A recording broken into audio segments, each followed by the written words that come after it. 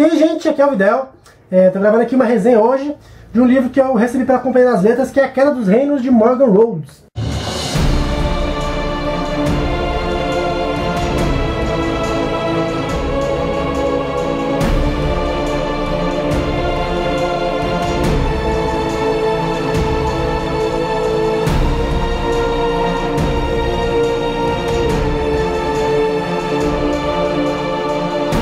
Então, quem não sabe, eu estou em parceria com a Companhia das Letras e mais ou menos uma vez por mês eu tenho direito a escolher um livro de lançamentos, né? Nós dão meio que um catálogo para a gente escolher e umas opções, e eu escolhi esse, acho que do mês de dezembro, que é um livro de fantasia. Tinha tempo que não lia nada de fantasia e fiquei curioso, a capa, né, também. E essa autora, Morgan Rhodes, eu achava que era um homem, é uma mulher, ela é canadense, está aqui, não sei se é senhora, porque ela pode ser Photoshop, né? Acho que é o romance de estreia dela, não tenho certeza. E se passa num ambiente de fantasia, lógico, que se chama Mítica, né? Que é dividido em 3 reinos aqui, como se fosse uma mega ilha grande aqui, não tão grande, e não sei se dá para focar, mas ao norte temos, eu tenho que colar porque eu esqueci o nome, Limmerus, ao centro tem Paelcia e ao sul tem Auranos, né? Cada reino tem sua peculiaridade, né? Suas características, clima e população, né? Meio Sin City aí. Ok. Ao norte é o reino mais gelado. A população também é uma população fria, assim. Eles não toleram bruxaria. Na verdade, a bruxaria não é bem vista em nenhum lugar dos reinos, né? E ao norte tem um rei, né? Que é um rei meio... tem um plot de vilão, ele. E ele é um rei meio frio e ele quer conseguir poder a qualquer custo, né? E lá tem 2 personagens que também são os principais. Eu vou falar mais pra frente dos personagens principais, primeiro eu vou falar dos reinos. Caralho, eu falei muito rápido agora. Mas enfim. Primeiro eu vou falar do ambiente, depois eu falo dos personagens. Ao norte, reino frio, gelado, quase o ano inteiro. Então as pessoas desenvolveram meio que um humor frio também. Então lá a arte não é tão bem vista, as pessoas têm um contato meio superficial e são frias, como eu já falei. No meio, a gente tem um reino que já foi o reino mais poderoso de todos, assim, o reino mais fértil, mas ele acabou virando um deserto, porque a magia no mundo sumiu. E lá, hoje em dia, vive basicamente da venda de vinho, né? Que as uvas são as únicas coisas que crescem lá com vigor, né? E é um reino em decadência, o regente dele é um cara excluso, ninguém fala com ele, nem comunica com ele, ele vive isolado. E dizem que ele é um mago poderoso, que vai trazer a magia de volta para o mundo, que a magia no mundo sumiu, entre aspas. E ao sul a gente tem o reino mais rico, né? Assim, mais abundância em alimentos, em tudo basicamente, né? Que é o reino de Auranos, né? Então é claro, para ele ser o reino mais rico, ele acaba causando inveja nos outros 2 reinos. E as pessoas não vão muito com a cara uns dos outros. Porque também tem deuses diferentes, o deus do norte é inimigo do deus do sul. É como se fosse, sabe, o herói do meu país é o vilão do país inimigo, né? Mais ou menos isso que acontece com a mitologia deles, né? Então, esse é o universo de Mítica. Agora eu falo dos personagens, que são 4, basicamente, os principais. Um no sul, um no meio e 2 no norte. Vou começar pelo norte, que eu acho que é mais fácil de explicar. No livro começa com uma profecia de que existe uma criança que vai trazer a magia de volta para o mundo, que ela vai conseguir controlar os 4 elementos: fogo, terra, água e ar, né? Me lembra inclusive um pouco Crônicas do Mundo Emerso, tem isso também. E lá tem 2 irmãos, que são o príncipe e a princesa, são do núcleo principal da história. E o príncipe, ele é o Magnus, é o meu personagem favorito aqui da história, e ele ama a irmã, né? Meio Game of Thrones, ele é apaixonado pela irmã, e ele não quer casar com ninguém, quer ficar só com a irmã. Só que tem um porém aí, ninguém sabe que ele é apaixonado pela irmã, e ele não sabe que a irmã dele é adotiva. Então ele fica naquela luta, naquele conflito, né? Ele é apaixonado pela irmã e não pode, porque é uma coisa proibida, e ele descobre depois que a irmã dele é uma irmã adotiva, enfim. E a irmã dele, no primeiro capítulo, no prefácio, no prelúdio, né, na verdade, ela é a criança sequestrada que tem a profecia em torno dela. Então aí já tem os 2 núcleos da história. O outro é ao sul, que é a princesa Cleo, que ela tem um noivo, né, que ela não gosta, que é um noivo mau caráter, que bebe, usa drogas praticamente.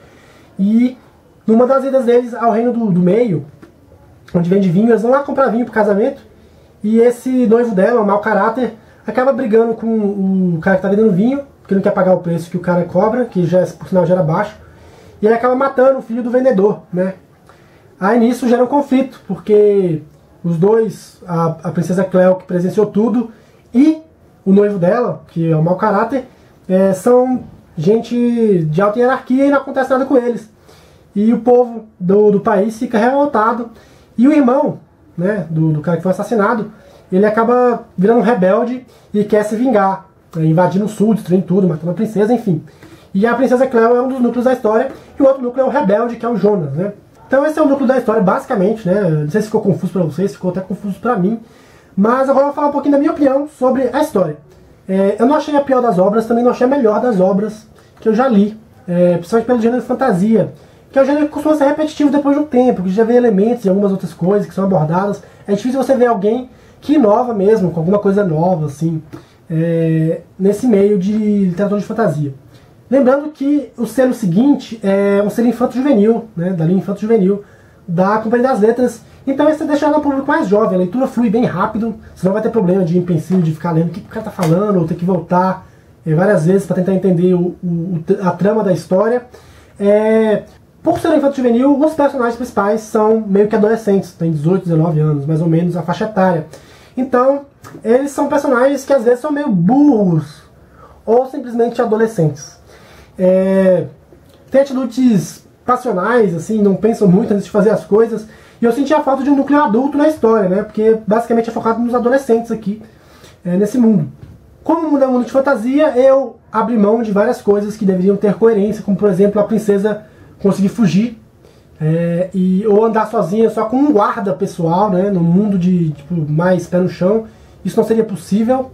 Mas enfim, é um mundo de fantasia, a magia já existiu, ela não existe mais. Algumas pessoas conseguem usar magia, elas são consideradas bruxas. Normalmente eu acho que a magia fica no poder das mulheres aqui nesse livro. Com um grande porém, né? Se você usar magia, ela vem com um grande custo. Seu nariz começa a sangrar, aquela coisa horrorosa, né? Coriza, que nem Neossoro consegue parar. E vem o preço que você paga por usar magia, né? Enfim, mas tem a profecia em torno dessa menina que vai voltar e vai conseguir trazer a magia de volta pro mundo e vai trazer paz e tudo mais. O livro é mais um livro de introdução para apresentar os personagens e um mundo para quem quer começar a ler, né? Quem quer embargar no mundo de Mítica. Uma analogia que eu tenho que fazer é porque que eu não achei esse livro, talvez até se eu tivesse lido ele antes, eu tivesse achado ele bem melhor. Assim, se eu tivesse mais jovem e não tivesse tanta carga de leitura como eu tenho atualmente. Dá um exemplo aqui básico. Tem um filme antigo aí, não tão antigo, chamado Segundo as Intenções, né? E tem a continuação dele, que na verdade é um remake. É o mesmo filme, só que com atores com orçamento mais barato. E eu assisti primeiro o original, depois assisti a continuação. Gostei mais do original, na época quando eu assisti, né? Eu era adolescente. E teve um amigo meu que foi ao contrário, ele assistiu primeiro a continuação, depois assistiu o original. E a opinião dele foi contrária à minha, né? Ele gostou mais da continuação do remake com os atores baratos. E eu achei engraçado isso, depois eu percebi e entendi meio que o porquê. A gente tem o costume de gostar mais daquilo que a gente conhece primeiro, né? Você pode, sei lá, ver Jogos Vorazes, conhecer o primeiro, depois você conhece Battle Royale, por exemplo, e você gosta mais de Jogos Vorazes. E acha Battle Royale meio... Já pode acontecer o contrário, você conhece Battle Royale, que saiu primeiro, depois você conhece Jogos Vorazes e fala, pô, Jogos Vorazes é cópia de Battle Royale. Então eu acho que é o seguinte, tem um fator aí que é importante, que é qual você conhece primeiro. E por que eu tô falando isso? Porque se eu tivesse conhecido esse livro quando eu tivesse 14, 15, 16 anos, eu acho que eu teria amado ele. E como eu já li muita coisa, eu vejo muitos clichês aqui. Clichês, né? Clichês não, clichês. E, pra mim, talvez não seja a literatura adequada, ou pra você que, sei lá, já leu muita coisa. Que literatura é uma coisa que é acumulativa, né? Se você começa a ter muita coisa, ler muita coisa e tem uma carga mais pesada e ler coisas mais complexas, dificilmente você costuma voltar para trás e ler coisas mais simples, né? Pelo menos é um pensamento meu, vocês não precisam concordar. Mas enfim, eu acho que quem tem entre 14 e 15, 16 anos, quer começar a ler, muita gente pergunta, Videl, eu quero começar a ler, o que eu leio? Eu acho que esse livro aqui é bem recomendado, porque a leitura dele é fluente. Você não tem que pensar muito para ler, nem ficar quebrando a cabeça. E é divertido, você se diverte mesmo. E É uma proposta interessante, apesar de que eu já ter visto ela em vários lugares, né? Negócio de profecia, magia sumiu, vai voltar, enfim, triângulos amorosos, mulheres, triângulos amorosos, livros de fantasia. Quem acompanha meu canal já sabe qual é a minha opinião sobre isso. Mas enfim, eu vi lá no Scooby pra ver se minha opinião tava meio diversificada, assim, não batia com a da galera. Eu vi que não, muita gente no Scooby, muita gente nova, né? Porque tem aquela foto lá, quase malhação, que achando o livro legal, dando 4, 5 estrelinhas. E eu ficaria com 3 estrelas, porque pra mim não foi uma leitura muito enriquecedora, mas também não foi uma literatura que eu li achando um saco, igual, por exemplo, Bruma de Avalon. Então é isso, gente. Esta foi a resenha de Guerra dos Reinos de Morgan Rhodes. Não tenho mais nada pra falar. Vou encerrar por aqui. E tchau.